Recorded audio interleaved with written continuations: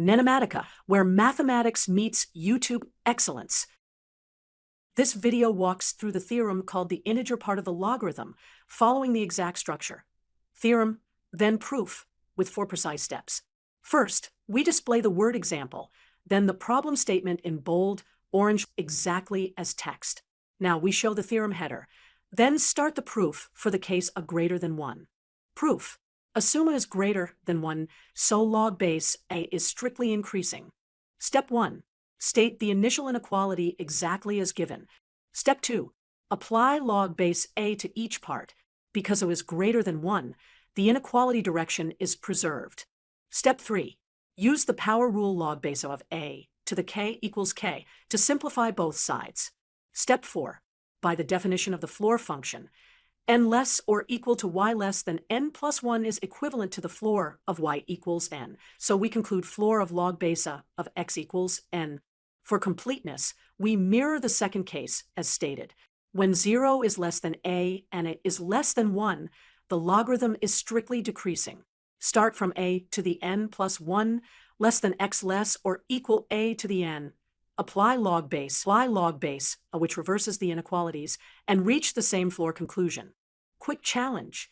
Using base 10 and x equals 500, determine n such that 10 to the n is less than or equal to x, and x is less than 10 to the n plus 1.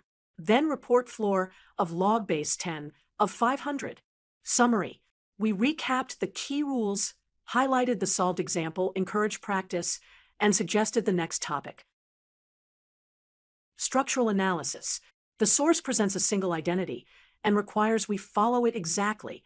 Decompose the logarithm value into its integer part and its fractional part. Step 1. Define the domain of the logarithm. For a base a, we require a greater than 0 and a not equal to 1, and x greater than 0.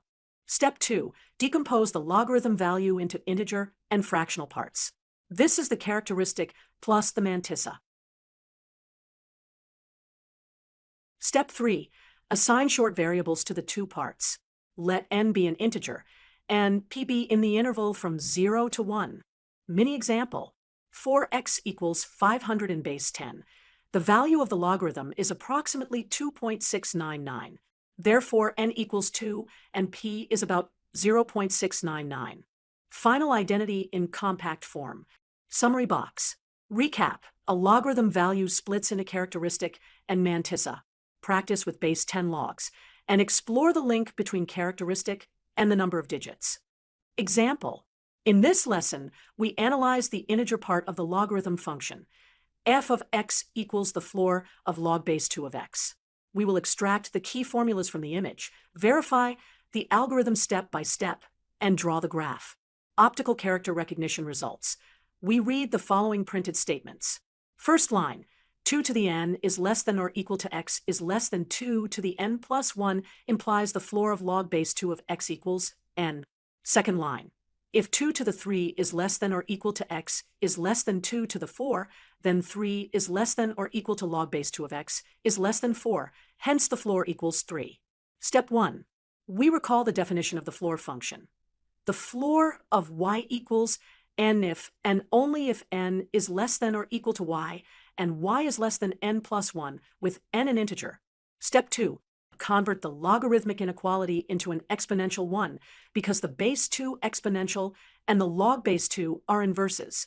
Applying base 2 to each part yields 2 to the n is less than or equal to x, and x is less than 2 to the n plus 1. Step 3. Apply the rule to a specific interval with n equal to 3. If 2 to the 3 is less than or equal to x, and x is less than 2 to the 4, then the floor of log base 2 of x equals 3. Now let us draw the graph to visualize both the smooth curve y equals log base 2 of x and the step function f of x equals the floor of log base 2 of x on the interval from 1 to 16. Summary. The floor of log base 2 of x stays constant on each interval from 2 to the n to 2 to the n plus 1 and equals n. For example, on the interval 8 to 16, the value is 3. Practice by finding the value on 4 to 8. We will prove an identity about the integer part of a logarithm. First, I will show the problem as an example. Then we will follow the exact algorithmic steps from the reference solution. Step 1. Because n is an odd integer greater than 1, the number n-1 is even and lies between two consecutive powers of 2. There exists a non-negative integer k, such that 2 to the k is less than or equal to n-1, which is less than 2 to the k plus 1. Step 2. Add 1 to every part of the inequality. This transitions from n-1 to n, preserving order. Step 3. Apply the base 2 logarithm to every part. Since the base is greater than 1, the inequality direction is preserved. Step 4. Use the power rule for logarithms to pull down the exponents. Step 5. Replace log base 2 of 2 by 1 to simplify the inequality. Step 6. By the definition of the floor function. By the definition of the floor function. If k is less than or equal to a number, and it is less than k plus 1, its integer part equals k. Step 7. From the initial bound 2 to the k, less than or equal to n-1, less than 2 to the k plus 1. We have the integer part of log base 2 of n-1 equals k as well. Therefore, the two floor values are equal. Summary.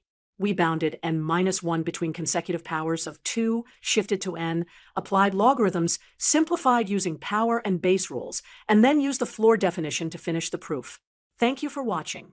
Don't forget to like, subscribe, and hit the bell icon for more math lessons. NENOMATICA, where mathematics meets YouTube excellence.